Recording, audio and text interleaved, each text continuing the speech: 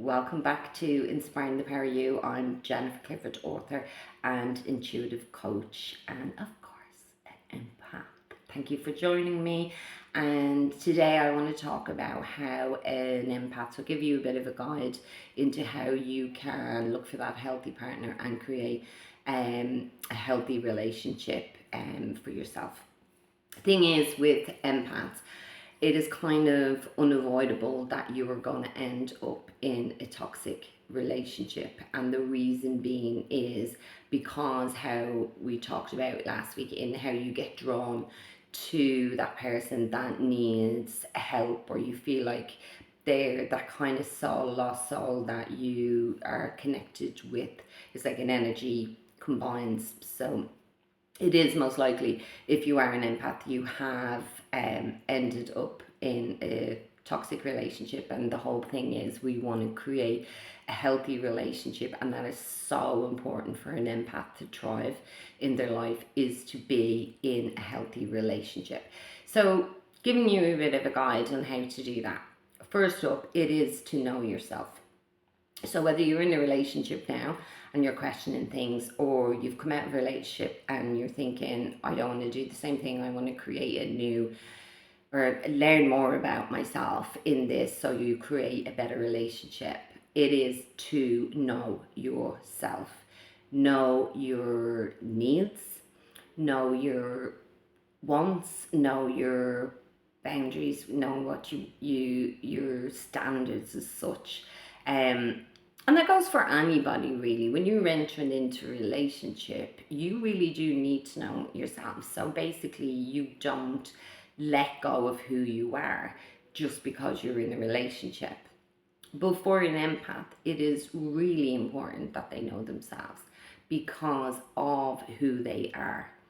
So if you are out of a relationship now and this is something you should work on, really knowing yourself, knowing your standards, knowing your wants, your needs, what you don't want from a relationship. And once you have that in, you know what you want, and you have owning that those things in your life, you would not attract the person who doesn't align with that. But it would also, you will notice signs in other people that you're not meant to be in a relationship very soon, more than being in it for a long time and then knowing you've done it again. So that would be first, is to know yourself. The second one is to completely have boundaries in your life. Now, sometimes we can get that wrong, and it can be like, let's put up a brick wall here with a boundary, but that's not what it's about. It's not meant to be like you're carrying an armor around with you. Boundaries are like, they should be soft but enforced. You know, and boundaries don't block intimacy, they actually enhance it. Because if you feel safe and you feel secure with the person you're with, that boundary, if you have that boundary and then you've come together and you feel safe and secure with that person, then your intimacy will be amazing. It's not going to block it. So just so you know that. Second or third one would be communication. You cannot be in a relationship as an empath if you cannot communicate with your partner. So if somebody is very bad at communicating, they're most likely not the person for you. Communication is key. Empaths are deep souls, and they like to communicate. They like to talk, and they like to discuss and their feelings, and they want to be heard and seen, and it's very important. So if you're with somebody you cannot be, or you cannot communicate with, then to be honest, the relationship is not going to be a healthy relationship for you. The other thing to look out when we're talking about communication is honesty. Your partner has to be someone who's honest, because empaths pick up on everything. So if I'm in a relationship and somebody is lying to me, it doesn't matter how small this thing is, or if it's a big thing, it's even obviously worse, but it doesn't matter. The thing is, they can sense you're lying. So it doesn't matter what it's about. So you have to be honest.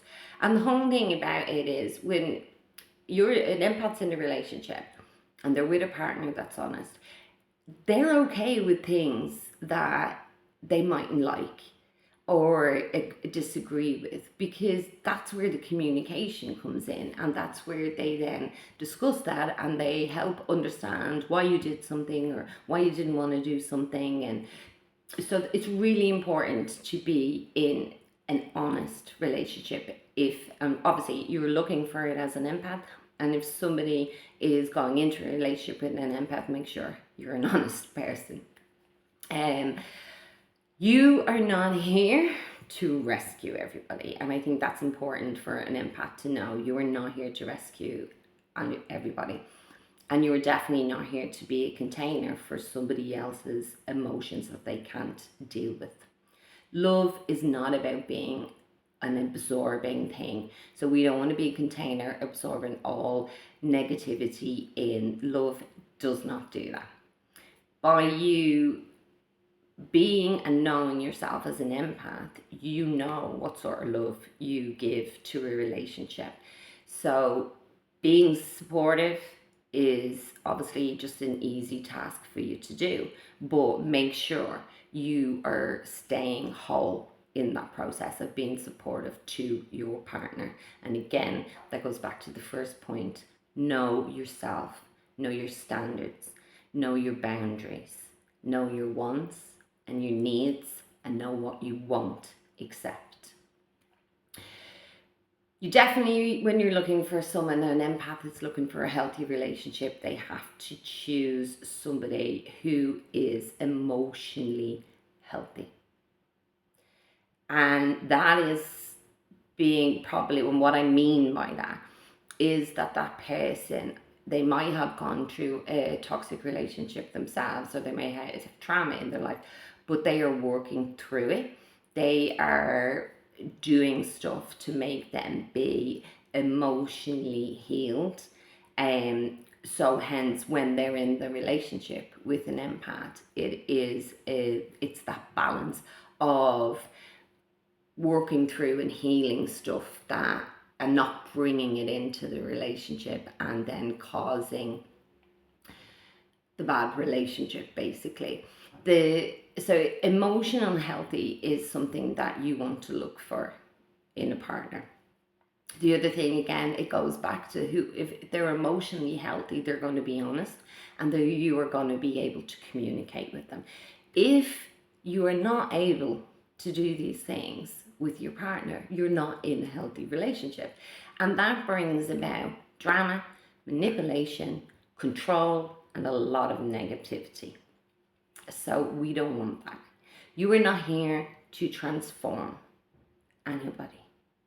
But knowing yourself and the empath and the power and love an empath can give to a relationship can transform the person you're with.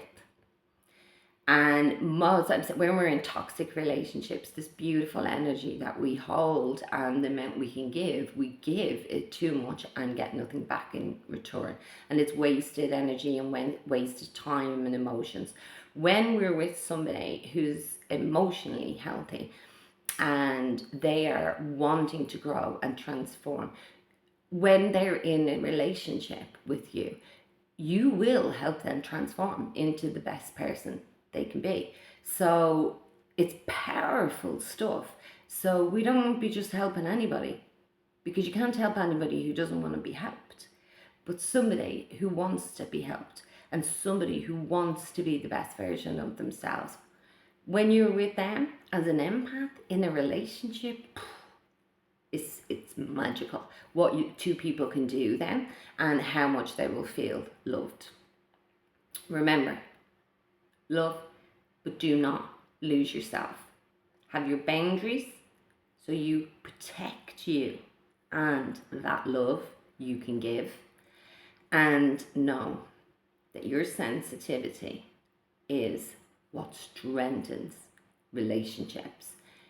When you're with a partner who is emotionally healed, can communicate, and be honest. Love with all the wisdom that you hold. And remember, you are not here to save anybody. You were here to be loved. You were here to give love.